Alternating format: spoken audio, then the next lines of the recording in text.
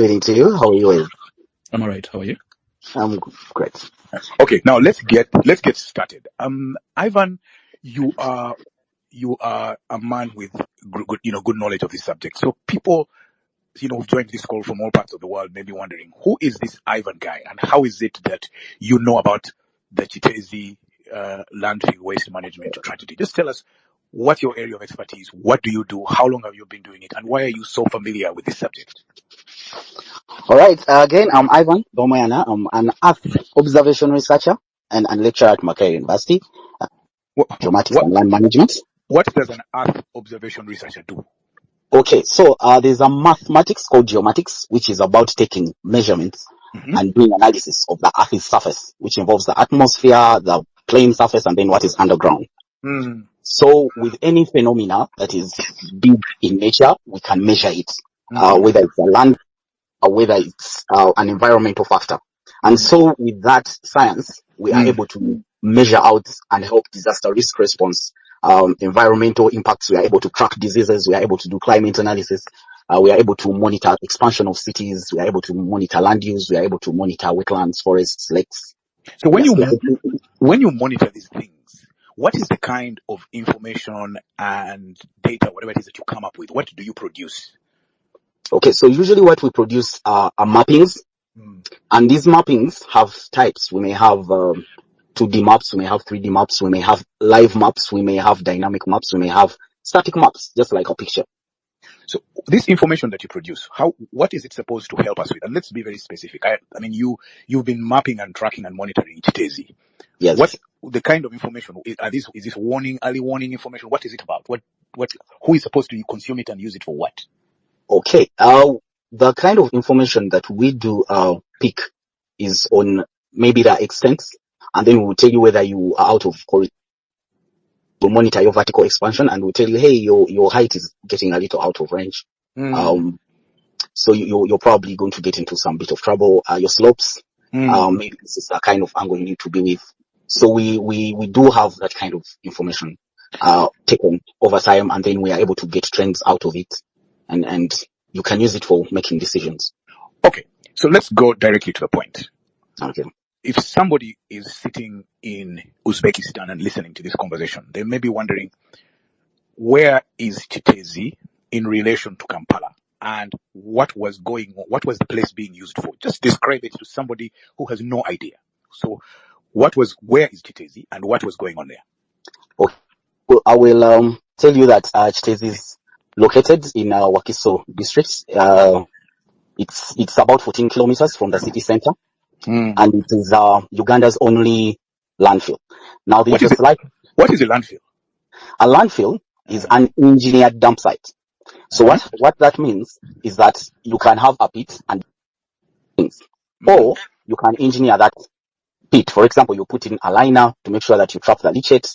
You put in perforated pipes to make sure that you're able to trap out gas eventually, so that the slopes at certain angles, you fill by compacting, you fill and compact, so that becomes an engineered land dump site, which is a landfill.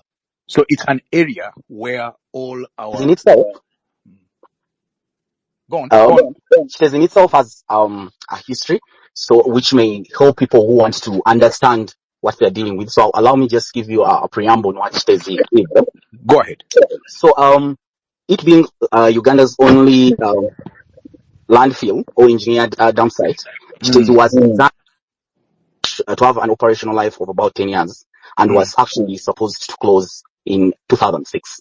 And it started off its operations in 1996, 1997. However, you have to at that time, there were collectors and transporters delivering municipal solid waste to the landfill were actually supposed to pay a tip, but they opposed this fee. When they opposed this fee, it resulted into illegal dumping around Kampala city, and it reduced the amount of rubbish or waste that was being brought to the landfill for a long time. So the rate of dumping there was not exponential for a certain period of time until around 2011. The illegal dumping, and it was attributed to the tipping fee. So let's just slow down a little bit, Ivan, because I want you to go back. Basically, we are talking about all the rubbish that we collect, that we generate around Kampala, let's call it Greater Kampala, which involves Wakiso and Mukono, if I may put it that way, that most of this rubbish that is collected by these rubbish companies or whatever dumping is all taken to, was all being taken or should have been taken to Kiteezi. Hello, Ivan, are you there? Yes, I can hear you. Yeah, I was saying the place we're talking about is the one single place where all of the rubbish generated in Greater Kampala was being dumped. We cannot say all because the area is part of Greater Kampala and they have their own site. NASA has its own dumping site. But what was happening is it served Kampala. It's a site belonging to KCCA, Yes. but also served Wakiso. Okay. Yes. So you were saying that in 2011, it, by that time it had already reached its capacity, utility capacity. Yes, we can argue that it had not really reached its capacity, but Yes. after they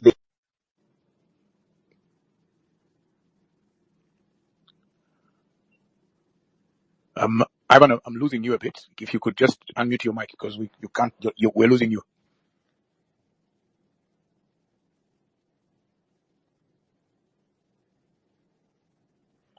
Ivan, are you there?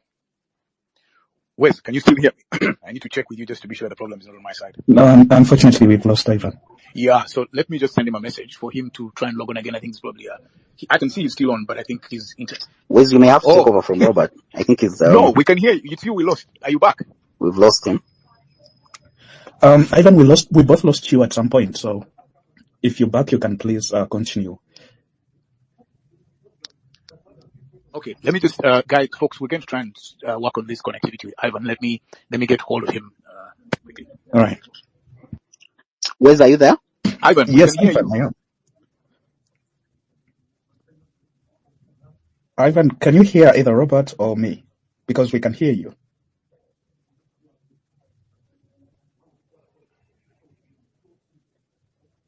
Wes, let me try and I'm sending him a message.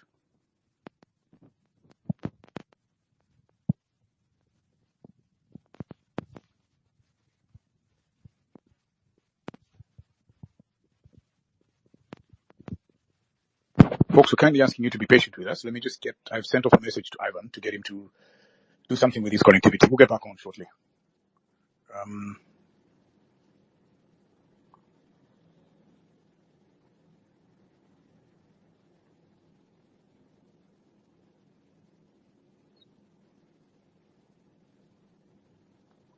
Ivan, if you can hear, I've sent you another invite. Just click on it and come back in.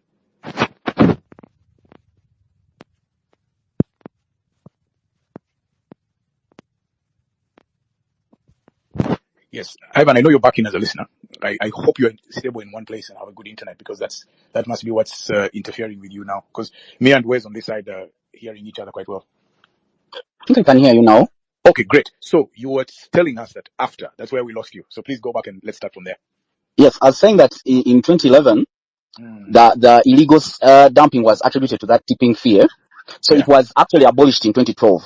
And so we saw a drastic increase in the waste delivered at the landfill, especially by private collectors. Okay.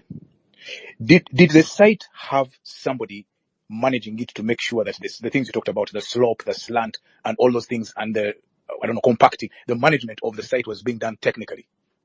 Yes, I believe that around that time, that is what was being done. I happened to actually be part of the team that worked on the extension, which was done between 2011 and 2014.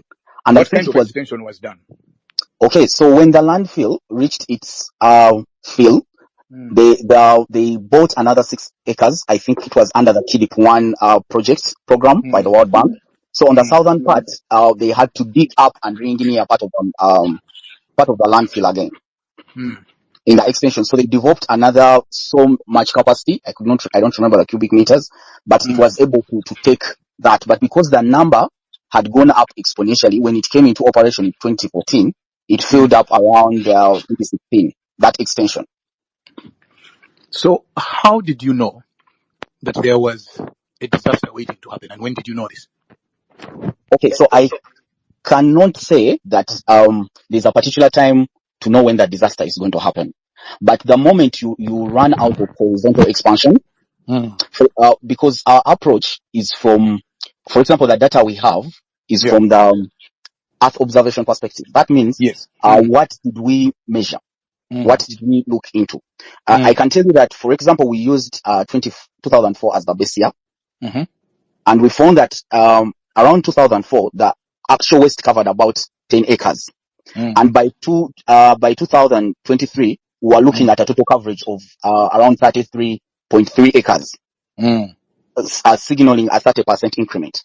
And so when we looked at the past years pre-disaster, we saw that there was no horizontal expansion observed. However, it was the vertical which was the option to absorb those volumes. So we were going up higher and faster than we were Yes, we were expanding. going up higher.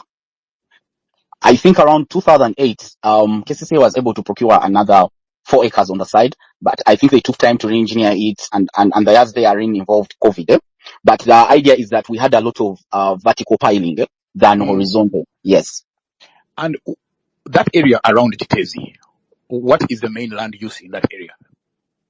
So we've also done an analysis of that. Yes.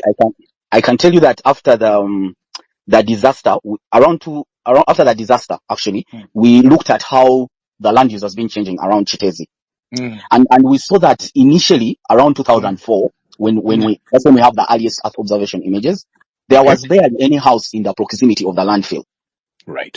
So over time, because I've seen the idea that there's a buffer which is supposed to be there, but you have to appreciate that the law does not work backwards sometimes. So maybe then there were no guidelines, because the new guideline the guideline on the buffer is more current than the initial acquisition. So what happens is the land around Kiteezi was actually owned by people. So I think over time they started occupying that land. What should have been the buffer? The buffer, Kiteezi is a class 2 landfill. And its buffer is anywhere between 200 meters and 500 meters. In this case, when you did the images, what was the distance? What do you see as the distance between the homes, the areas, the land use, and the buffer? Was there any? No. On some sides, there's zero. Zero distance.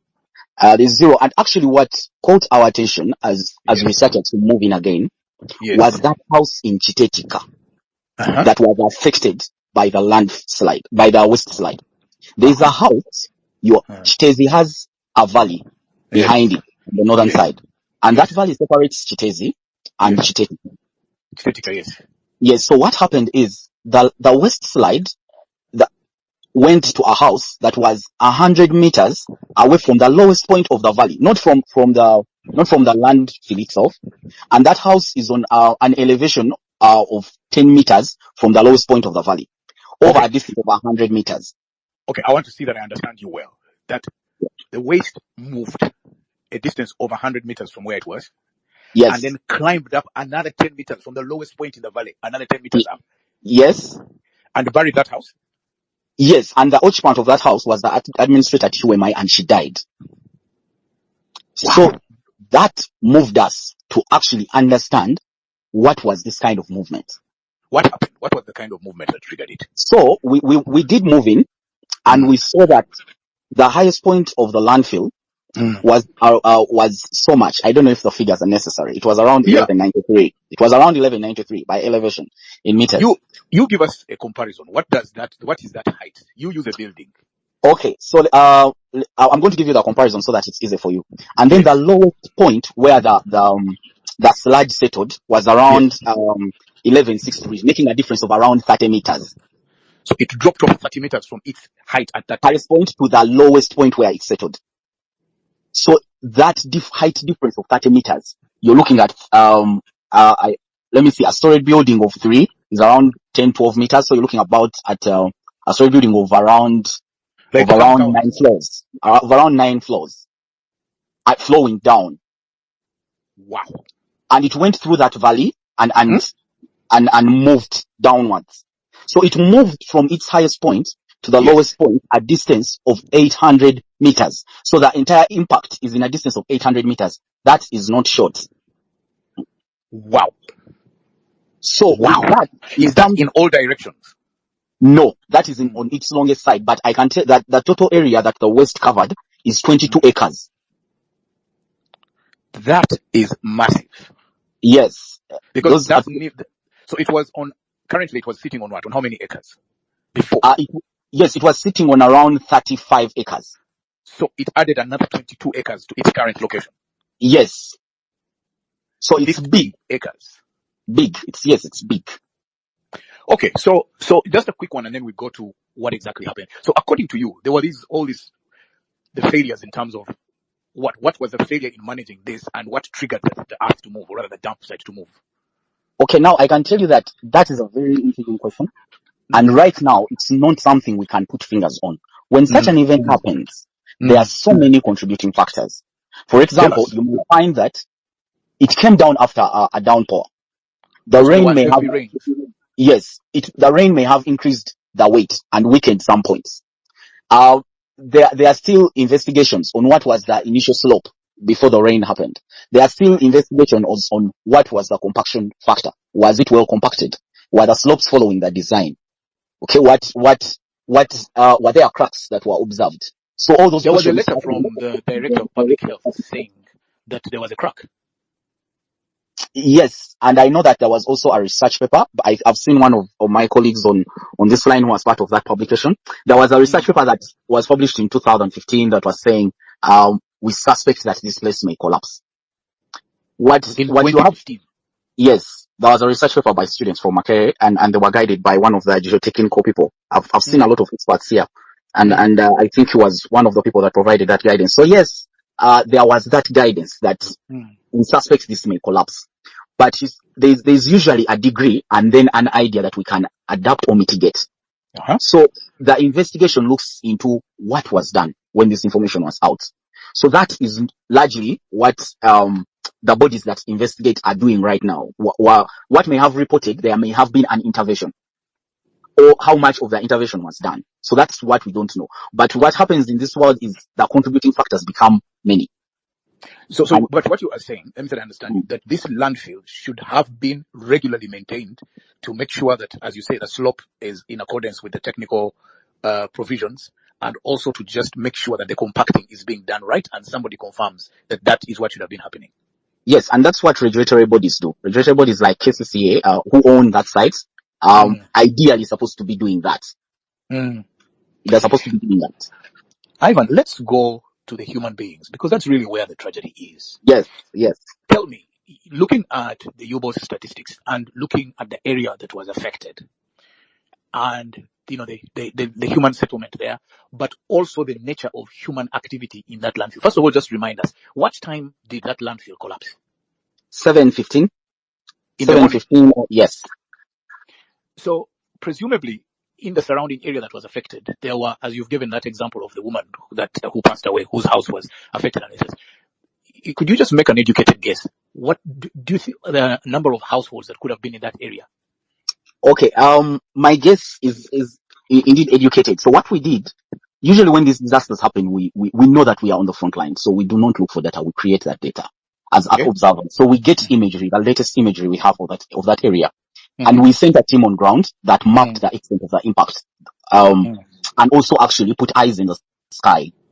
And so, we did actually now measure out, compare the two layers, and we marked out the houses that were impacted. Those houses were totaling up to 65. So would it be correct to assume that at least each house could have had an occupant at that time? Yes, it's okay to assume that. We appreciate that there may be multiple houses, but they are not homesteads.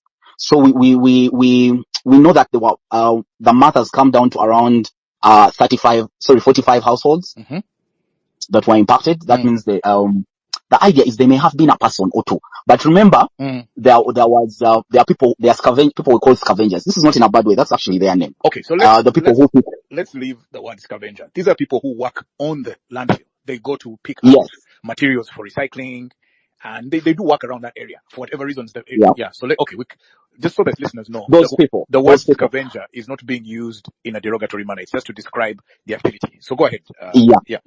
So, and then there are also operators. For example, there's an excavator that was impacted. There are cars that had come to tip. I think you saw some of these pictures, and I think one of them was left in that trouble. Wow. So when you look at the math, it tells you that we still have to discover people. Okay. Again, I'm not going to hold this to you, but if you were to make an estimate, how many people do you think we've lost in this thing? For me, I would argue we have 100 and plus people around that idea.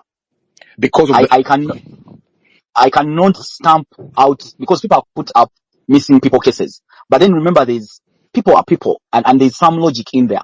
For example, there are people who left the village and they are in town doing scavenging, and no one has actually bothered to check on them.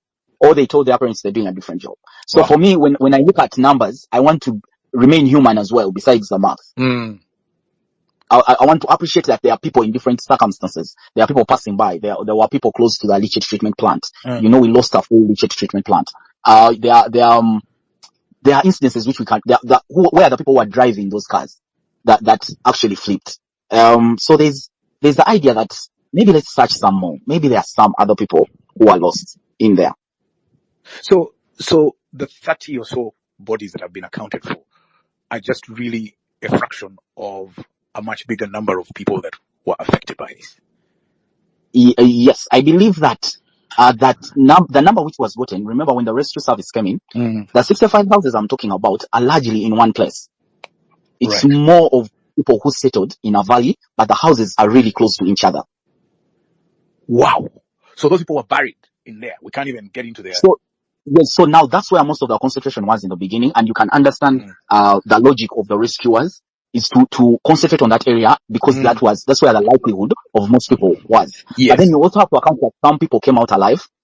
Some people came out alive. Some people were able to run. For example, the children of this lady survived because the Shamba boy threw them over the fence and told them to run.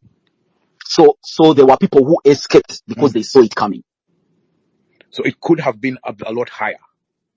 Yes, if it could, for example, if it happened at night, we thank God that it didn't. So, okay.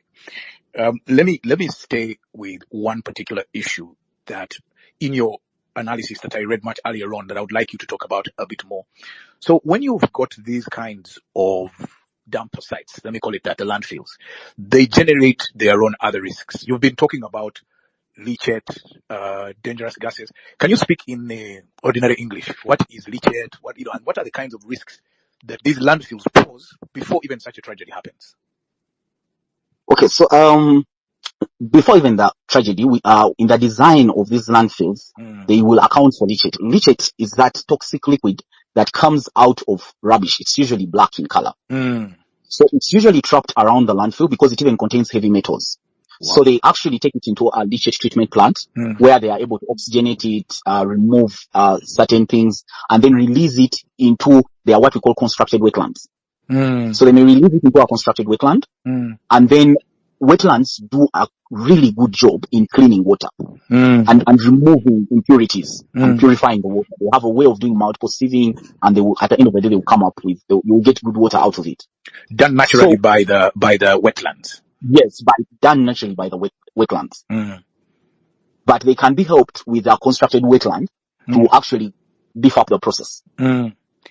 Yes. So you're saying that at the site in Kiteezi, there was a plant for doing that? Yes, there was a plant for doing that, though I've heard of a press, the Lord Mayor say that it had broken down. Wow. Before the landslide. Sorry, before the west slide. So then you said something about the risks now let's go to the environmental side of things. You're saying there were streams that were running through that area that have now been affected. Just explain that a bit more clearly for guys who are listening. Okay, so when a primary disaster, like a west slide occurs, a secondary disaster usually unfolds. Okay. So under authorities, actually, one of the reasons they move in quick is to do what we call a disaster chain analysis, so that they can begin to adapt or mitigate secondary disasters. Now, from the west slide, the communities around usually embrace themselves for things like bad odor, leachate, which is which pollutes water sources because it can seep through and get to underground water. It can also affect surface water, and then they brace themselves for things like scattering of wastes by wind and scavengers like marabou stalks and other nuisances like vermin, mosquitoes and flies. But now in Kiteezi's case, the wastes lead into that marshy valley. Okay, that we talked about between Kiteezi and Kiteetika. Now when it's lead, the valley has a drainage in it that conveys leachate and storm water. from the upstream downstream. So when that waste slid, it blocked it. Okay. Now remember we've said earlier that a dump site is engineered when it has a lining down. Yeah. So the waste got out with now it has no lining down, and it's spread over 22 acres. So now what happens? I go on. Yeah, go on. So when there are things that are happening. One, the waste obstructed that drainage, so it has caused flooding upstream. So which areas have been affected by the flooding? Those are on the northern side. They are largely part of between Chitetika and Kiteezi, the upper part of that valley. Then when you look at the downstream, the waste actually, where it covered houses, it covered them with some form of sludge. And so the movement between some houses were not damaged, but were affected. The sludge had lost power to break a house, but it did flow in between those houses. So now movement is actually compromised, and utility of those houses. Now, also note that it has had a treatment plant that was for safe release of leachate into the environment. But now it is completely buried in the debris. Now this leachate is freely discharging into the channel. So this black water, let's call it black water, because guys listening, yes, this contaminated black fluid that is really toxic is now flowing freely into human places that are occupied by human beings. Exactly. So which it's joining the stream. Okay. It's joining the channel and then moving. Now, here is the actual issue. That this channel joins Walufumbe stream. There's a stream called Walufumbe. Now, by Earth observation, we tracked Walufumbe. And it flows through Kumbuzi. Ukuno Kumbuzi. Then goes, that place. And then there's that swamp behind Kumbuzi that connects to Chanja. Then it flows towards Chanja. Okay? And then, luckily there's a swamp there that has a little tampering, so we believe it may do some cleaning, and it continues through towards the areas of Nigeria. Now those areas have a lot of people, and a lot of homes have done those diggings of underground water. So what you're telling me, Ivan, yes, what you're telling me is that there is a very high risk of waterborne diseases because of contamination of streams and underground water sources that are serving neighborhoods in the places that you're talking about. Yes. But also, and until we have experts moving and tell you that this swamp has done a sufficient job, it's important that we are careful. Let me explain to you a case of London cholera outbreak of 1854. I know it's a very old year, but I want to dig the lesson out of it. They treated cholera by all means by isolation to make sure that people are not, there's even no means of spreading, but cholera actually continued until one researcher, John Snow, tracked down where it would be coming from. And it was a well where people collect water from that had actually been contaminated by fecal material.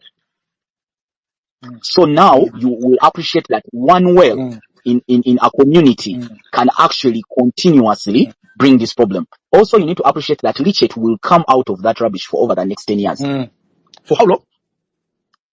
Over 10 years. Wow. So the toxicity that has been released by this Landfill into the surrounding areas, especially into the streams, will last 10 years? No. The leachate will keep, if it's not controlled, will keep coming out of that rubbish and contaminating the water for a very long period. So it has to be now, managed on site in Kiteezi. Exactly. We need to have an intervention right there. So let me go back, Ivan. So, because that story you tell of London, I think that particular point is even that tap or whatever it is where the cholera is still preserved up to today. But just back to these neighborhoods that we're talking about. So, but you see, Kampala also has another habit. A lot of our vegetables and fruits that are sold on the street sides or in markets are washed in those water sources. Exactly. That is true. Wow. And if you look at these things I'm talking about, I'm sure those who follow my LinkedIn page are able to see them modeled and they're able to see them visually. I'm actually looking at it now. So folks, if you want to read or get a bit more information that you might want to know, Ivan has been posting on his LinkedIn page the findings, so even the images. So if you want, you can just go there and have a look at his page on LinkedIn. You will find a much more extensive analysis that he has put there. So let me just check with two people. Wes, you're still there? Yes, Robert, I am. I was just trying to check what Ivan is talking about via Google Earth. Okay, go ahead, Wes, yeah. And it's really something that we should have thought about for a very long time. It is scary just watching it from Google Earth, just seeing the water stream, the leachate treatment area. And if he said that the leachate treatment plant was overtaken, and if that is true, because there's a playground that is next to it, just behind it, and then quite a number of houses. So it takes me back to what he said, that this could be more than 100 people that could have been buried, because there are literally houses everywhere. True. So, yeah. If you look at his images, Yeah. let me also just check, because I think some other person had asked. Raymond, are you on now? Yes, Robert, I'm on. Okay, so you follow the conversation just in case Sure. I am also overrun. Then you can. No worries, Okay. I'm on. Okay, good. Wes, had you finished what you were saying? Yeah, sure. Mine was literally just an observation, and I'm Yeah. literally in shock. So, but I think Ivan can still go on. Okay, Ivan, we've talked about the risks of waterborne diseases, but there is also in my view, because one of the things you do is you track diseases and things that arise out of this, and you talked about disease outbreak. Could this also be a breeding ground for mosquitoes and therefore potential for malaria? It's actually bigger than mosquitoes. Uh-huh. You have vermin, you have rats. You're going to have rats in two incidences. One from the causal perspective and the impact perspective. Explain.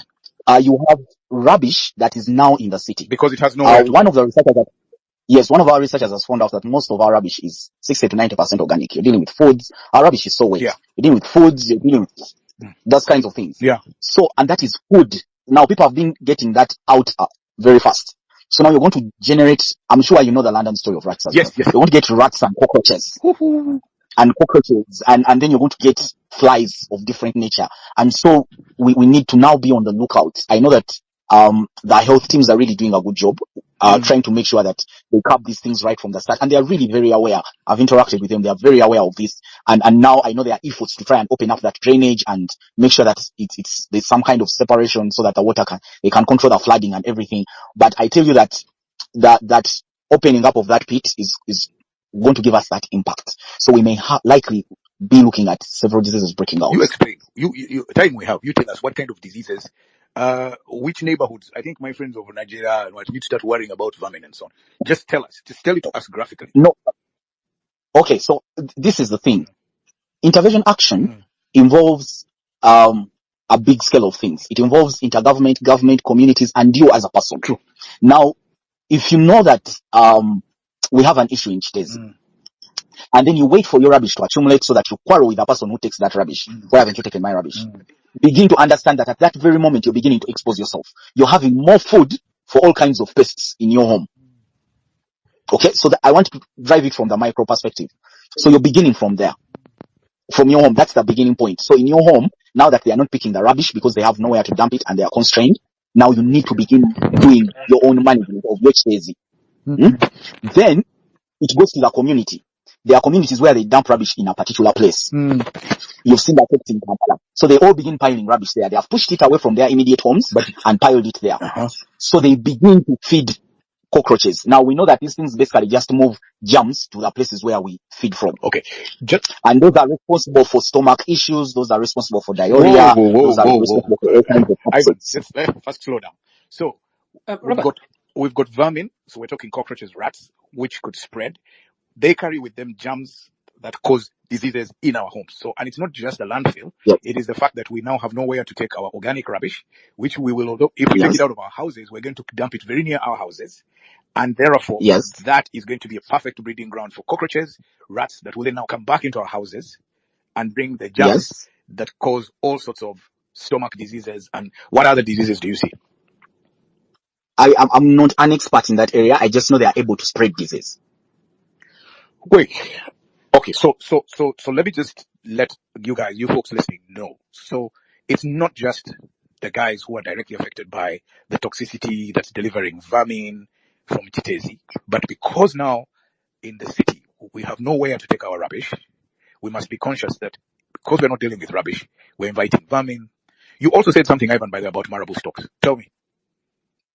And now those those scavengers we call the vermins, mosquitoes, and flies nuisance. Okay. But the marable stocks actually have a contribution. They will pick up certain bones, eat them, and everything. But they are going to scatter rubbish. So they are going to give your environment a certain form of uncleanliness. So yes, they will be eating If you the stuff, think but they will also make the place dirty. yes, I can give you an example. The people in Kiteezi who do that activity, I really feel bad calling them scavengers, The people but who work do in that Kiteezi. activity. Yes, the people who work direct. I don't, because there are different types of work in Kiteezi. But the people who work on the dump site and pick those extra things, we actually reduce the rubbish we bring in by about 5%. And they take it to recycling and everything. Yes. But So- then you have to appreciate that Kampala generates about 2,100 cubic meters of rubbish. Daily? You're talking about 170 trucks Every day? of rubbish. Yes, every day. Okay. And so you realize that it's actually a lot. 5% is nothing. So even that marable stock, take that computation down to your home. That marable stock tearing down your can and taking out a few bones you left does not actually make a big difference. I am tempted to ask what could be done, but I'll do that at the end. Let me ask you now about gases and fumes. Talk to me about that effect. What are the kinds of gases that landfill generates, and how has it been managed, and what does the risk pose here? Landfills develop, we get from them what we call landfill gas, LFG, but it's largely methane. Methane gas. Methane gas is flammable, and it's used even in cooking. Now, when it's badly managed, we have many incidences where actually it has exploded around a landfill or even in homes. So it can actually explode. And so when these landfills open up, that means that gas has several points of escape. Yeah, and so you may find it is responsible for certain irritations, asthmatic risings in an area because it is actually more methane gas being released. So you have got respiratory diseases, basically. Yes, you have respiratory issues coming out of that. So we could have a different strain of COVID. I do not. I cannot say. Yeah, I do not know, but we have a duty, right from an individual to our community, to the organizations in charge, other entities in charge. Like we all have a role to play on this entire thing. Yes. So, talk to me again. I mean, I don't know if we are quite finished. So, about the drainage, and so how do we? I mean, what are the, apart from the Chanja people, who are the other affected neighborhoods? And then what is the effect of these incessant heavy rains that are coming down, and how are they affecting the work of people there in terms of managing this situation? The rains are coming. They are not yet here. Yes. They are what we call off-season rains. So one of those is what stays experienced. But the rains are coming September, October, November. Those are the short rains, and sometimes they're really intense. So when they come, we will have more leachate. So they are literally washing the rubbish more and releasing more of that leachate. And it's now going to be combined with stormwater. So there may be a dilution factor, but it doesn't eliminate things like metals from the water. Yes, it doesn't eliminate it. So if I'll go back to when you asked what is the cause, and I told you there are multiple causes we can look at. Even here, we need multiple players. We need geotech people, we need environmental people, we need water quality people. We need to assemble a lot of knowledge to actually curb that. Vector control. Yes, we need public health to have a good. Yes, that's why I was telling you that the disaster chain analysis has to really account for this. Okay, let me give you a job. I'm going to appoint you right now. Okay, don't worry about it. It's no effect, but I want you in your mind to assume that I have appointed you as the head of the task force to solve this problem. What team? Just describe for us in very clear detail. What teams would you put together and why? One, there are quite a number of approaches I would use to deal with that. But one is to save those who are not yet impacted. The landfill, I believe, is not done having waste slides. Okay, so I appreciate what government has done is trying to do with a 200-meter buffer, And so that is one of the first steps, because we have now other people around who are also at risk. So we have a risk group to rescue first. We have actual life to rescue first. And so I would you would assemble. need to evacuate the families that Yes. are within 200 Yes. meters. Yes. Okay. And if you've seen on my page, we've actually already done that analysis, and there are around 727 houses to deal with. Wow. If government was to actually execute that idea, I know that they are pregnant with that idea, but execution, it's important we first secure the rest of the people, because if you're looking at that number of houses, those are many. We already are frustrated with a 75, with a 65. Yeah. So I appreciate that point, and then that would involve flattening that landslide, so that that waste component. And so I would need the civil guys, the geotechnical people.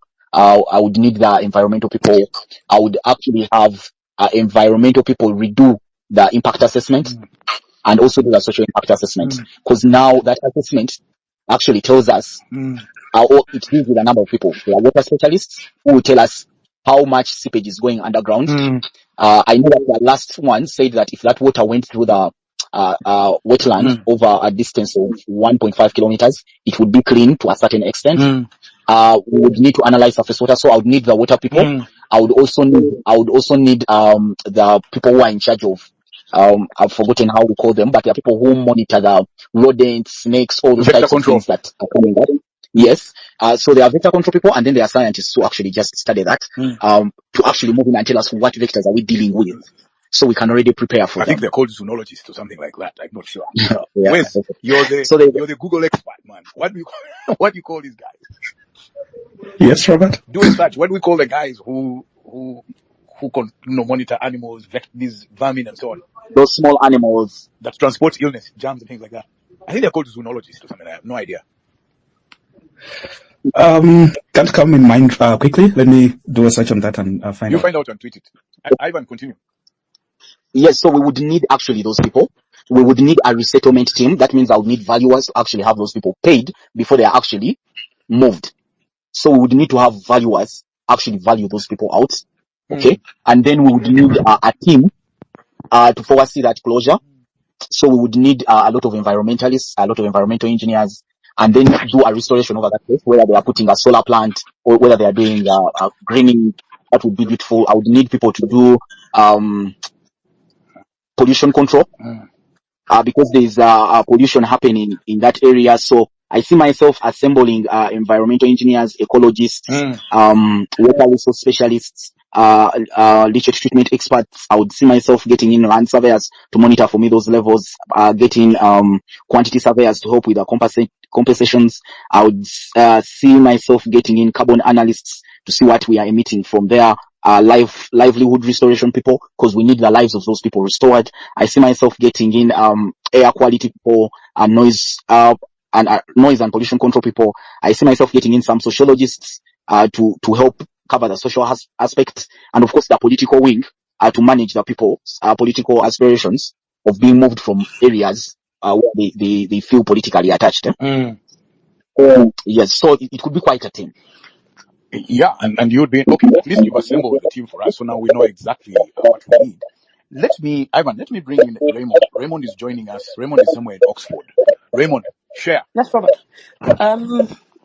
Robert, I don't know if sharing this would be in bad taste, but They're here now, actually, so go ahead. yes. So when when Kiteezi happened, I reached out to the city council here and asked them if I could spend a day with them. Some people on this space know that because I was in a WhatsApp group with them. So I spent yesterday with the team. And just for context, the Oxfordshire City Council is the best disposal city council in the UK. So they take disposal of waste very seriously. I know this because in my first week here, first, second, and third week, I was fined. And why haven't they gotten rid of you? Why are you still? I must be doing something. Okay, go on, Raymond. Yes, but I wanted to first share a personal story, and I think that it would fit into what Ivan was talking about. In my first, second, and third week of being here, I was fined in my first week for poor disposal of waste. I was fined in my second week, and in the third week, I was asked to go and take a lesson at the city council. So there are 5 bins inside my flat, and they're labeled. So I have a glass bin, a paper bin, a plastic bin, an organic waste bin, and a general bin. They're not fancy bins. I mean, in Kampala, they cost you about 30,000, 40,000 shillings. But I insistently and consistently kept dropping what should have been organic waste in general bins and what should have been paper waste in general bin too. And the team was unhappy about it, and they kept finding me, and eventually they took me to a lesson. And I think that that's one of the things that Kampala, we should learn, how we dispose of waste within our own homes. It shouldn't be hard, at least for most of the people in Kampala, to have 5 bins at their homes and to label those bins and say one is a glass bin, another is a paper bin, another is a plastic bin, another is organic waste, and another is general. Because by labeling the waste at the start makes it easy for the disposal when the teams come to pick it, and makes it easy also for them to figure out. The other thing I learned is, you'd be shocked, but more than 80% of the electricity of Oxford actually comes from the waste that is disposed of in Oxford. So 38,000 homes in Oxford are actually powered from the waste that they get from just the waste that is collected from within Oxford. But they've got a 5-way process for waste disposal, and it starts with a campaign of asking people to refuse the waste that they don't want to use. So there's an active effort out there when you go to the supermarkets by the city council to rein in on, say, if you're not going to eat this food today, it's advisable that you don't buy it, because then it will go to waste and then it will make the disposal even harder. The other way is to reduce the amount of waste that is generated by each home. Then to reuse the waste that you have within your homes. If you have anything that you can still reuse, you actually score points in the city council by reusing it. Then repair and recycle. So and I've shared a document with you, Robert. I don't know how you can share it with everyone, but I got that document yesterday from them. So there's a whole process before you get to the landfill, and it's taken the pressure off the landfill. Over the last 10 years, more than 50% of the waste that used to get to the landfill doesn't get there anymore because of this sustained campaign to have people not get their waste to the landfill. But I think the thing that I wanted to emphasize was just social behavior change within our own selves. Like, what can we do? And I think maybe Ivan can advise us. If we are on this call right now, what do you advise us to do with the waste that we have in our homes right now to dispose it off better, to reuse it better, to recycle within our own methods before we can get to the landfill? And I think that those social behavior change methods might help in the very short run to relieve pressure on Kiteezi, but also might help in the long run to release pressure on all of us on how we dispose our waste. A beautiful submission. I actually buy in. I buy in from the point that it's so easy Ivan, for us on such. Yes, just 1 second before. you can hear me? Yeah, I can hear you. Hello, Ivan, are you there? Yes, I can hear What I you. was saying is, just give me a second. I wanted to let Wes think about this, because I'll come back to you, Wes. Wes, you came up with a really, really genius IT approach to the activists who are in jail as your contribution to tracking. Just start to think about ideas that people like you, who are very versatile in the digital world, can do a campaign for behavior change, the type that Raymond has been describing. And I'll come back to you, Wes. I'm just giving you time to think. But I want to go to you, Ivan. Please respond to the things that Raymond is suggesting. And then when you're done, I will want to talk about the possibility of actually converting waste or Kiteezi into some kind of energy source. But you first respond specifically to what Raymond has talked about.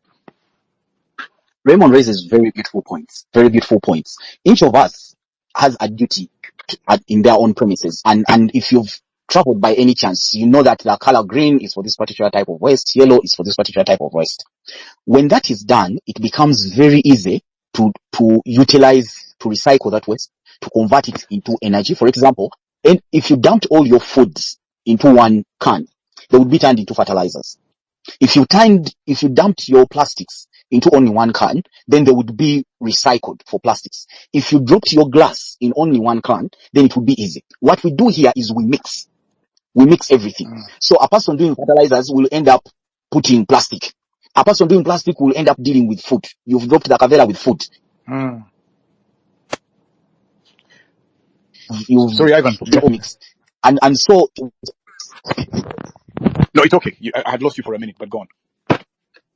Okay, so what I'm saying is we have a duty, individual duty, to know how we deal with our waste. Unfortunately, this has to be done across the platform. We still have incidences where people will throw rubbish out of their car with a lot of ease. We still have, and then they will complain that government is failing to manage rubbish. We will, and yet they can't manage themselves with their rubbish. We will have situations where people feel that rubbish has to be banned. and then others feel someone has to pick it. So what we need is a regulation that somehow forces behavior change.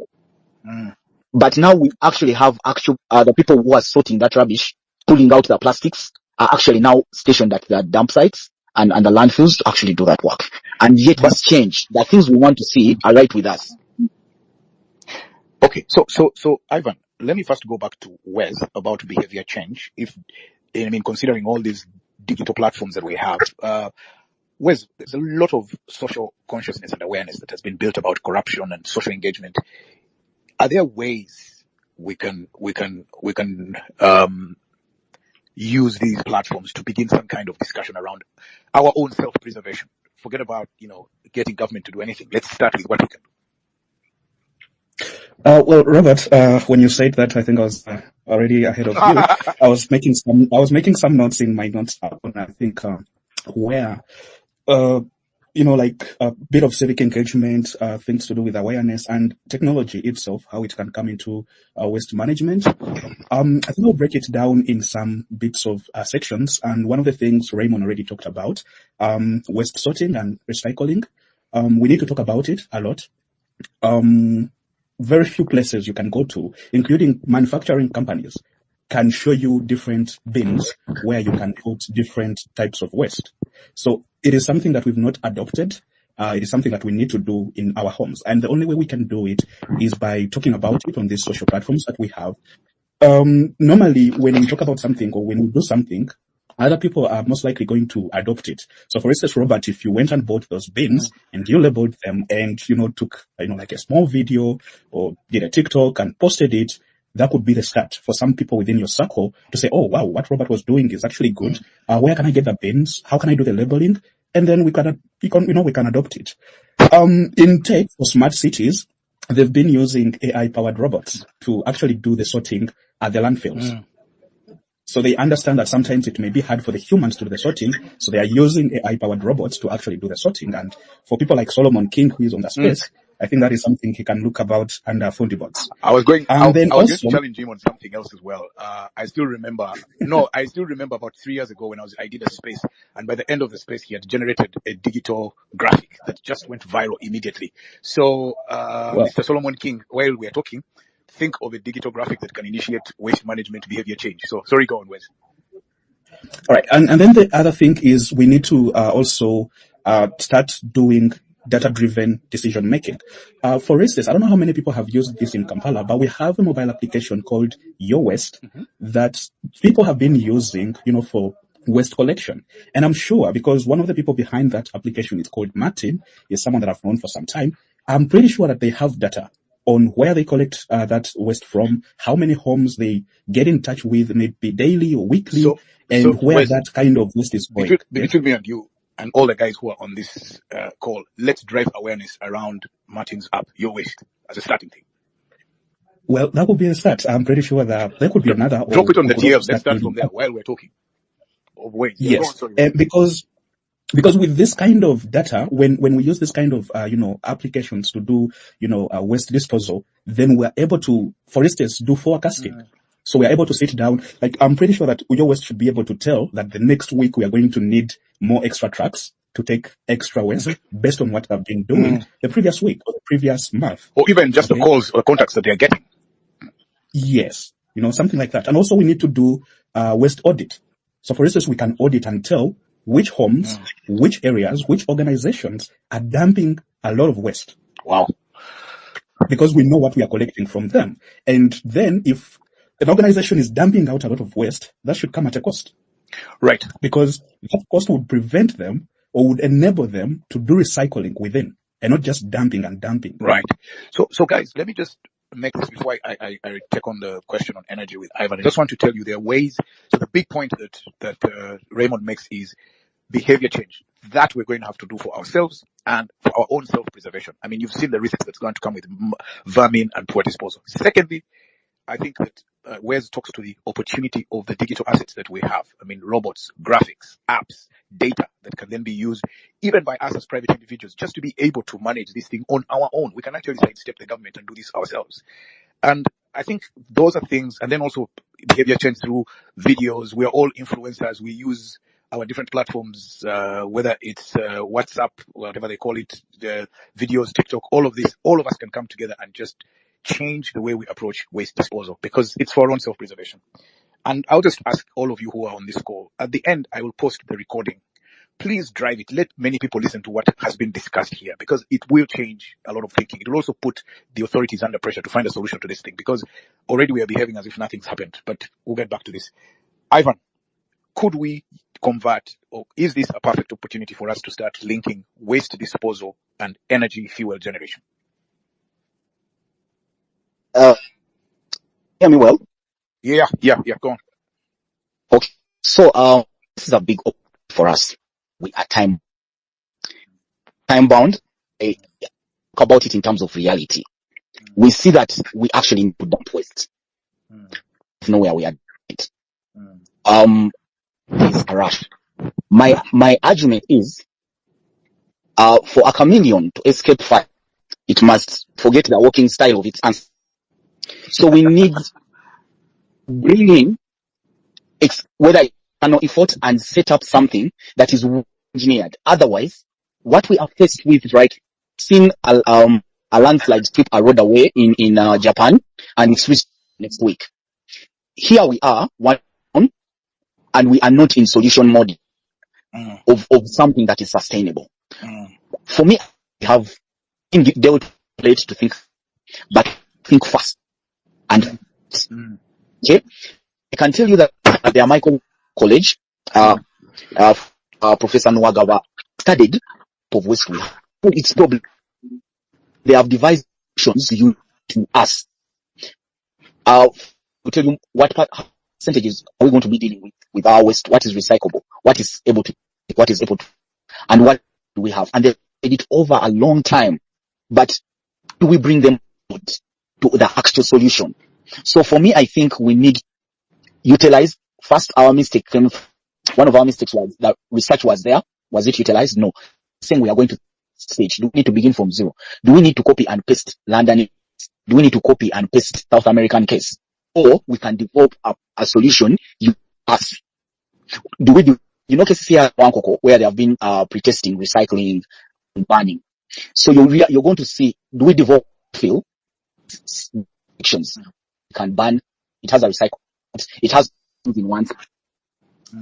That's, are you ready? That's how people can we put it sorting?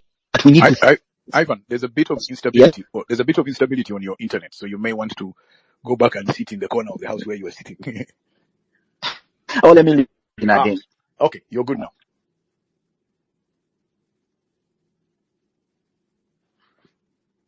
Okay, Ivan, are you back?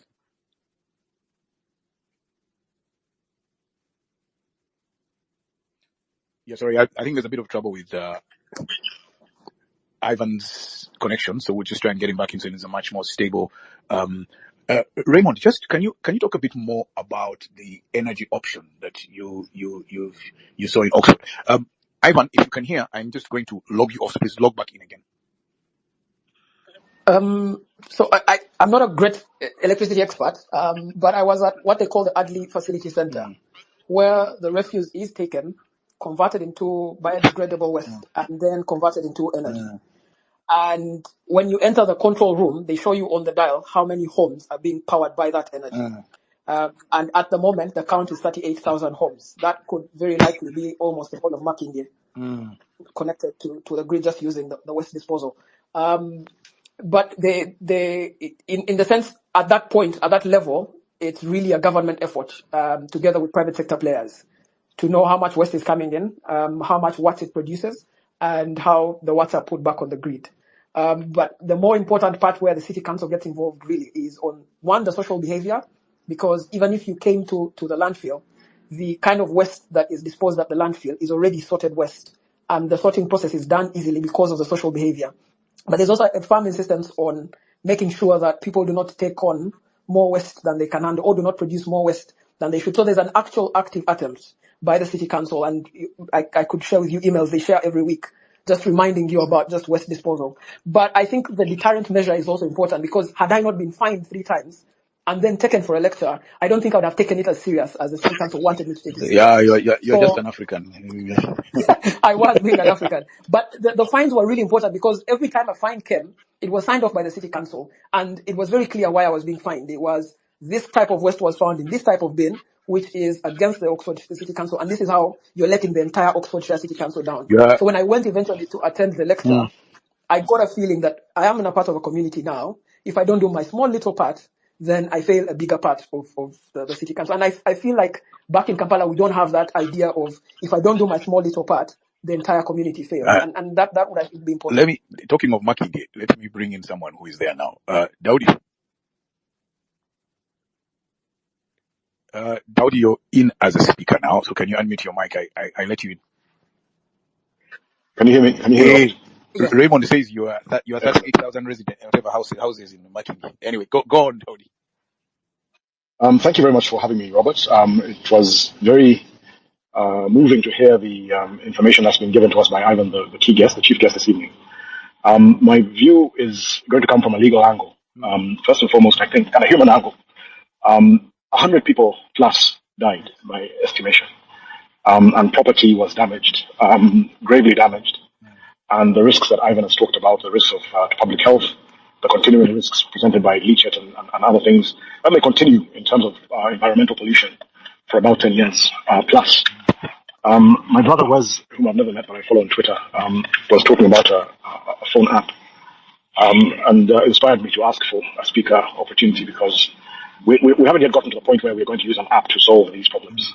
There's a problem of bodies that are not recovered, so grieving families who have their loved ones buried under this waste that we haven't yet recovered. There's waste on 22 acres, 22 football fields worth of waste, which will not be collected by phone apps. There is leachate, which is leaking into water sources that may linger on and poison water sources for 10 years.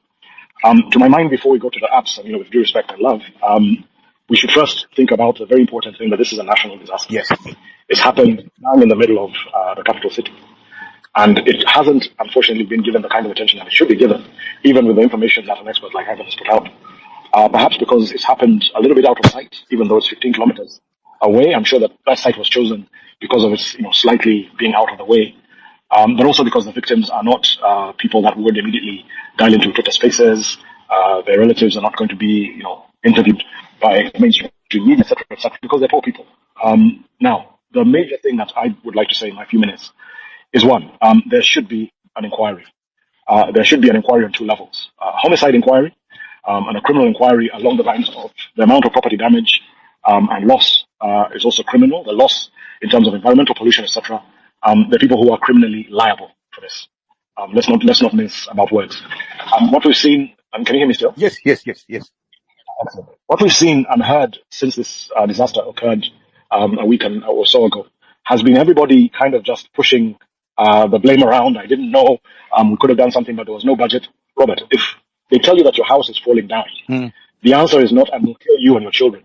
You may not have money to build another one. You may not have money to shore it up. But the answer to that is not, "I don't have money." The answer is you step out, you get your children out, even as you try to raise money. But we know, Robert, that there is money. There hasn't been the priority. There is money. Yeah. There is money to be given to all sorts of failing companies. Yes. There is money for every other MP to be driving a 300, 500 million shilling car. Yes. That's billions of shillings. There is money that is spent on all sorts of things. Let's be clear, it was not prioritized. But who was responsible for the prioritization of Kampala's only solid waste management site? How many proposals have there been for waste to energy plants to be done there, and how many reports were there of risks? So that by the time you started filling it vertically, as Ivan was saying, and got it to the height of a 10-story building, a 9-10-story building, how many warnings were there? Whose responsibility was that? Are those people having dinner tonight? Oh yeah, happy that they're asleep right now. Those people should be quaking in their boots. I'm sorry, people died. You see, and I'm sorry if it sounds like I'm taking it to the outrage level, but until people's lives are actually valued, you're going to get many of these kinds of incidents again and again. Now, it also speaks, Robert, if I may, the last point I was going to say, it also speaks to a larger problem, which has remained hidden, but can actually be compared to somebody who, like a driving incident. The example I gave for somebody else, that imagine somebody for a moment, maybe something drops in their car and they turn to have a look at what's dropped, and run over a child and kill them. And imagine a person who sits in a bar and drinks themselves silly and then gets into a car. And then as they're driving off, they hit a fencing post. The person who hits the fencing post did something very deliberately that was going to inhibit his ability to drive properly. Yes. But on this occasion was lucky, they hit a fencing post. Yes. The person who's in an inadvertent moment of just a split second of inadvertence cost the life of a child. One person may be sentenced for causing death by reckless driving. The other person might be sentenced for drink driving. The drink driver was only lucky that it was a fencing post. It could have been a child. It could have been a bus. It could have been 10 people. This person was only unlucky. Kampala and Uganda as a whole have been lucky that the amounts of drinking, if you could use corruption, inadvertence, incompetence as an analogy for drinking, for the amount of drink driving that Uganda has been doing, we've been lucky that something like this hasn't happened yet. But now something like this has happened. And if no accountability is given, and you will just get more transparency, because in Uganda there's a lot of transparency, but zero accountability, next to zero. If there's no accountability, more people, Robert, will die. Yes. From all sorts of other things, from poorly inspected buildings, poorly constructed buildings, that might be waiting for the 1 or 2 Richter scale tremor to pancake. We have all manner of things that have been neglected, and everybody just doesn't do the job, just ticks boxes and goes off. So, somebody put a report. The person who raised the report said, "Oh, I told them that there was a crack in the it was so many stories high, and there's a crack, and it may fall." What did that person do when their bosses did nothing? Great. They may not become accountable as well. So I think before we go to the Oxford's taken years to get. But you see, where we are right now is the face of the disaster of cholera outbreak in Kampala, vermin all over, and we need people to take accountability for that. Daudi, I just want to sort of jump on that point and say that you see the failure of accountability. You see, if the speaker takes money and public money and builds a private football stadium and is praised for doing that, that is the accountability you get. Why do you expect accountability from a guy who has not hired a grader to compact Kiteezi? Or nobody who has come out to explain what actually happened. Nobody in government has said this is what happened. The Prime Minister went there and just started laughing around with the residents. And there's even interesting stories that the money she took wasn't even claimed by the beneficiaries, that conmen jumped in and got the money. You see, you're absolutely spot on, sir, that these things all lead to something. They're connected. The dots are connected. The public money that's taken to do private things, the public money that's misallocated to do the wrong things, all these things end up, they're a little bit like the analogy I gave, the constant drinking and driving. We generally drink and we drive, and maybe one person at a time has been injured, the lack of aspirin in a health center, the people who die needlessly on the road because of road traffic accidents, but maybe all these things have not been big enough to call our attention to the fact that if we don't do things correctly, they can cost lives, and they can be major incidents. This, to my mind, is a major incident anywhere in the world. A city of, how many people does Kampala have now? 2 million? Well, it's 4 million at night, and 4 million estimated to be about. Let's talk about doesn't have a solid waste management facility. Just pause there and just think about that. But Kampala today is on borrowed time from Entebbe. Entebbe can't take all our waste, but Kampala doesn't have a functioning solid waste management facility. Well, probably says somebody must take accountability for that before we go to phone. But you see, accountability assumes that a system is functioning and the people must account for failures. But if a system is broken, then how? Okay, let me go back to Ivan. Daudi, you have a good night. Thank you, sir. Ivan, are you back with Yes, I'm back. I'm back. I can hear you. I'm back. I can hear you. I can hear you. Are you able to hear me? Hello? Yes, I can hear you, Ivan. I can't hear him. Robert, are you able to hear? I can't hear him. I can hear him. Okay, if you can hear him, then please ask him to talk about how people can prepare for disaster risk management better, because this is just one, but there's many more coming. Okay, I can hear you, so I can I don't know if you answer heard that. me, but Yes, I can hear you, so I can answer that. I don't know if actually the others can hear me. Raymond, confirm. Yes, they should be able to hear you. I hear you. Okay. They should be able to hear you. Okay, so I here's don't the know if he's speaking, but let him speak. okay. Yes, Robert, he's speaking. Okay, so here is the thing. The thing about environment that is so interesting, the thing about nature, the thing about climate, is that it will force itself on the agenda, whether you neglect it, whether you don't pay attention to it. You don't need to enforce and put roadblocks so that it won't march to the parliament. It will disorganize that agenda. It will show up. So even for you as an individual, you have to realize that once there's an environmental issue near you, once there's a climate issue near you, once there's a disaster likelihood around you, if you don't pay attention to it, it will force itself on the agenda. The people of Kiteezi may have looked at that heap, and left it to the government, but it showed up on their agenda.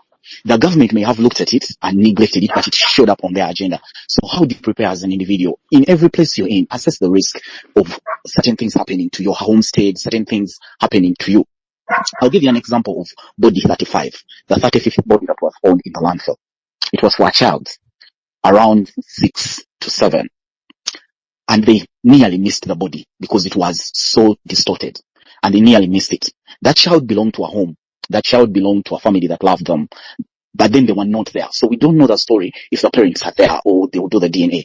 But when I saw that, I imagined that the children have left at home. Have I even assessed the kind of risk that can befall them? I think disaster can be anything. Okay, I was talking about rubbish. If you leave your rubbish there and wait to quarrel at the person who is supposed to pick it and they haven't picked it, what have you done about it so that it doesn't bring issues to your home? It's the cockroaches from it are the ones that are going to affect your home. They're not going to affect his home. So you need to begin to be aware of your environment first. You need to hold yourself accountable first. Council DFK has been talking about the drunk driving, drinking while you're driving. First, you're the victim before you say there's no Kaunyam on the road. When you construct your road, your house near a road and you put a fence, can that fence stop a 14-ton truck if it came towards your home? What have you done about it? When you're buying your plot, you want that corner plot. Can it handle traffic in a case of car lost control? So as an individual, you need to go beyond the beauty of environment and certain places and then make a choice. Sometimes we have to agree that some people have no choice but to settle in those spaces. Okay, and sometimes this is an act of God. But in as much as you can, in your means, assess your environment. The way you tell yourself, I'm overspeeding. Tell yourself, I'm near garbage, I'm near rubbish. Raymond, is it still there? Yes, Robert, he's speaking. We can hear him. I'm near ABCD, so that it becomes easy for you to transcend these disasters. So Raymond, help me relay that message to Robert, because we are in the same space, but I don't know why you can't hear me.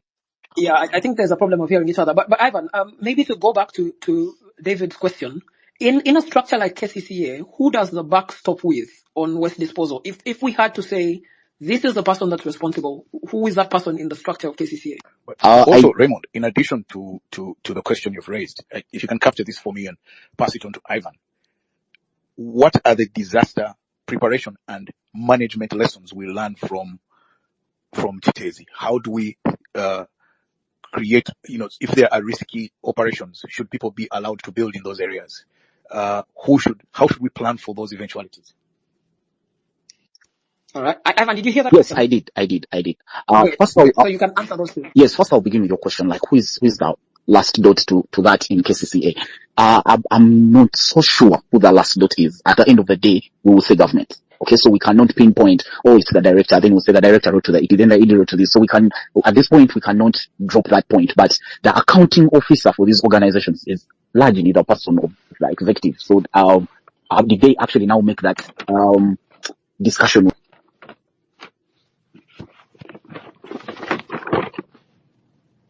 So at the end of the day, that's why there are investigations to actually track down that structure. Are you able to hear me, Raymond? I can hear a certain purpose in your background. I hear you. I think that's Robert. Yep. Your microphone is on, and I think we can hear you moving around the house. Okay. All right. Okay. So he talks about disaster response. One of the things, like I said earlier, we have to do is we cannot afford anymore to neglect the environment. See, when youth set a date that on this date we are marching to Parliament, there was all kinds of mobilization to make sure that they actually do not march to Parliament. How much more effort should we make when we say this is going to collapse and kill people? We should double that reinforcement. We should double that effort and now protect the people from that is likely to affect them. The landfill landslides are common actually in areas of Butuda, in areas of Kasese, in areas of Kalali. What should we do? You're going to find that there's already a discussion that Kiteezi may actually have had a slide of waste, but it did not kill people. And so then we did not pay attention to it. When environment gives us these warnings, we need to actually respond. And one of the responses would have been to actually begin moving people, because life is actually never recovered in this. You can pay people 5 million, but it is not sustainable. You can not take away someone's parent at a cost of 5 million. they will never sustain their lives with that money. So it's very important that we actually move in when the environment wants. For example, the leachate is warning, but have we moved in?